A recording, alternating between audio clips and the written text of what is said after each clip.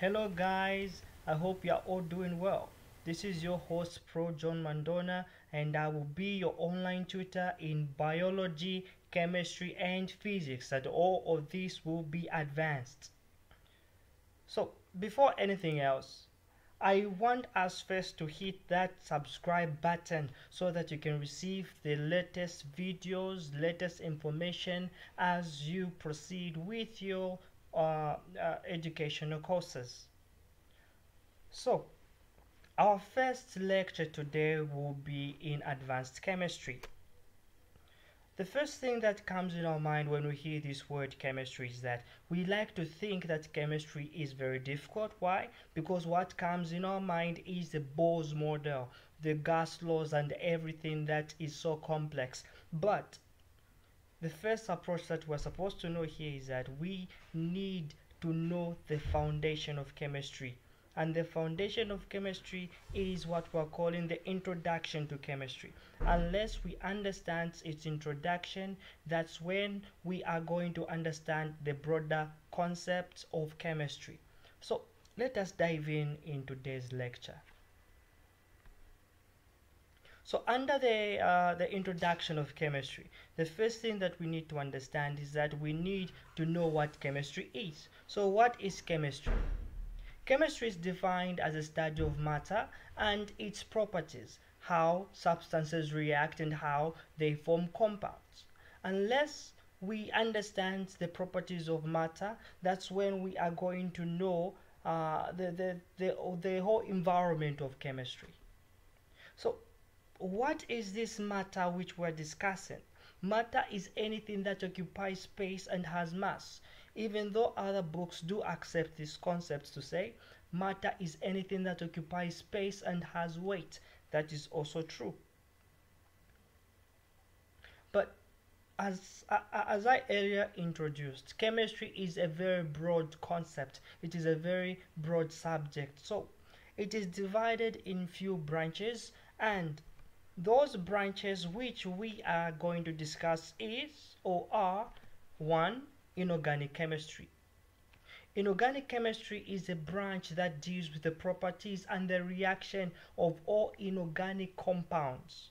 Which or what are these inorganic compounds? These are elements on the periodic table or could be any other non-organic compounds. So it deals with the reactions of these elements, not only the reactions and also how do they form compounds. We also deal with the properties of these non-organic compounds.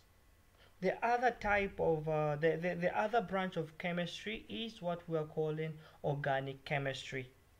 Organic chemistry deals with the reactions, its structure, the properties of compounds that are having carbon and hydrogen bonds. An example to give is ethane or alcohol. Anything that has a carbon to carbon bonds or bonded together is what we are calling organic chemistry. Since an organic compound has both a carbon and hydrogen which are bonded together with other functional groups, which we will discuss later on, the hydroxyl group, the carbonyl groups, all those groups, we're going to talk about them in future lectures. The other branch of chemistry is known as biochemistry.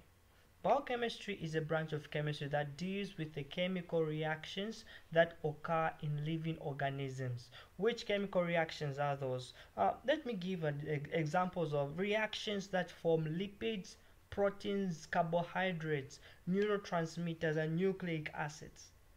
It also tries to explain terms, explain them in chemical terms. Which chemical terms are we talking about here?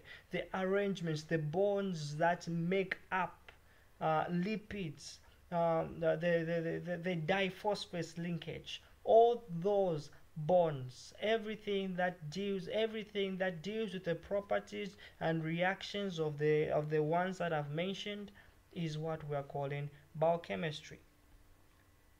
We also have another branch of chemistry, which is analytical chemistry. Analytical chemistry involves the qualitative and quantitative analysis of of the chemistry of substances. Uh, to give examples is first before I give an example, let me try to elaborate more on what quantitative is. By quantitative, it means it involves calculations. We need to calculate a sample in order for us to identify what percentage it has.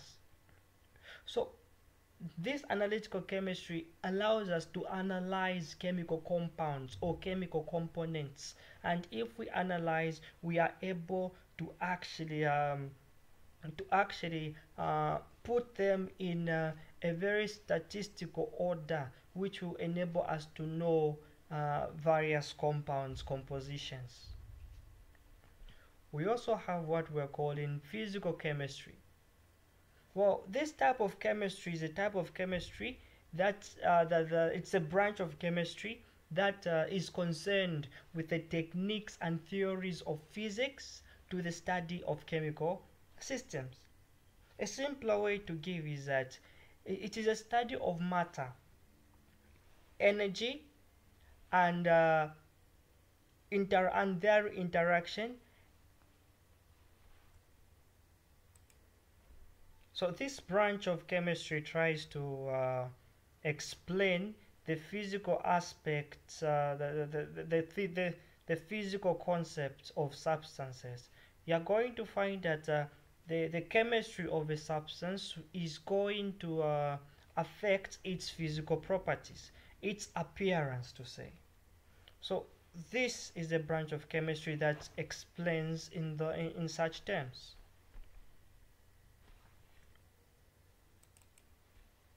So now, after understanding the branches of chemistry, we now need to explain or understand its application.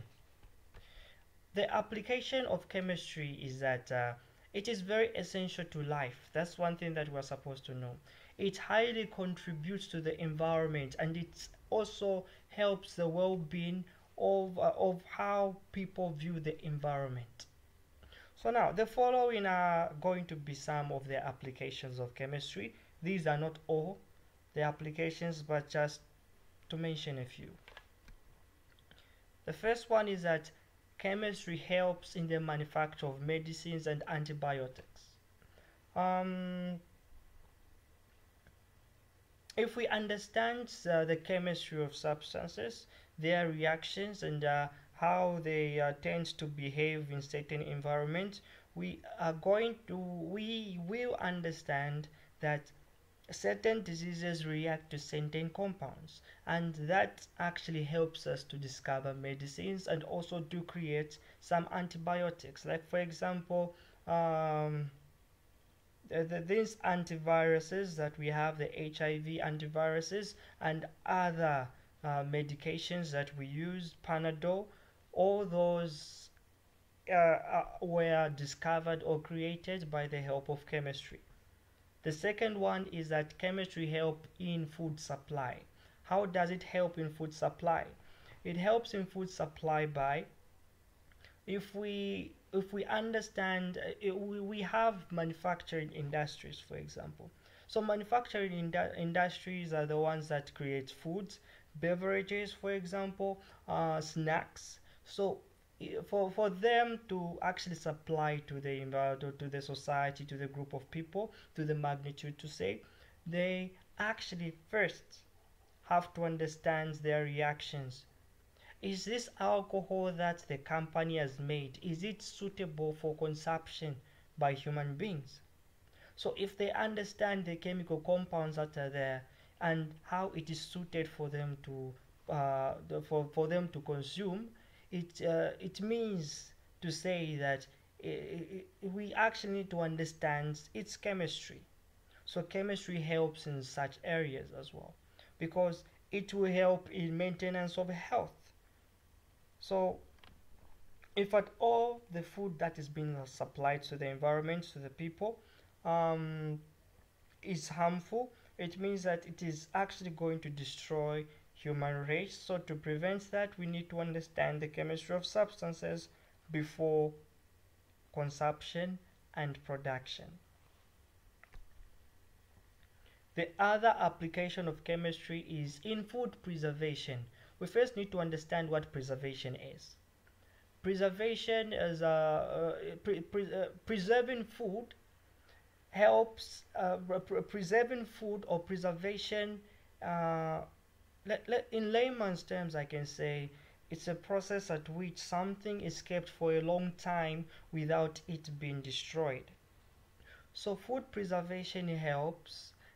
Chemistry helps in food preservation. Uh, the, uh, because it's going to enable food to last a longer period without it being destroyed. So to prevent food from rotting, some compounds, some chemicals which will enable food not to be destroyed at a shorter period will be applied, and hence it is going to help in such ways. The other one is that it contributes to chemistry or to technology, sorry. Chemistry plays a very huge role in the increase in technology. How? You're going to find that chemistry provides solution to the energy of the usage of energy, health, and also materials. And if it provides solution to such problems, it will bring rise to technology, because technology is something that is going to enable human race to prosper at a higher rate. The other application of chemistry is that it highlights the dangers of chemical substances found in the environment. If we understand the chemistry of substances, the chemistry of substances is the one that is going to help us understand the dangers. It will help us identify the dangers of certain chemical substances. Is this substance radioactive? How does it tend to act if a human being comes in contact with it? If we understand to say that this is a chemical substance and it is dangerous, it will help us actually safeguard human beings from getting exposed to such chemical substances. The other one, which is connected to one point which I mentioned, is in the brewing of alcohol. So chemistry is very important in the formation of alcohol. We have what we call organic compounds, organic chemistry. So alcohol is an organic compound. So if we understand how alcohol reacts to human beings, it will enable us to develop the mind of how to actually form this alcohol at a faster and wider pace.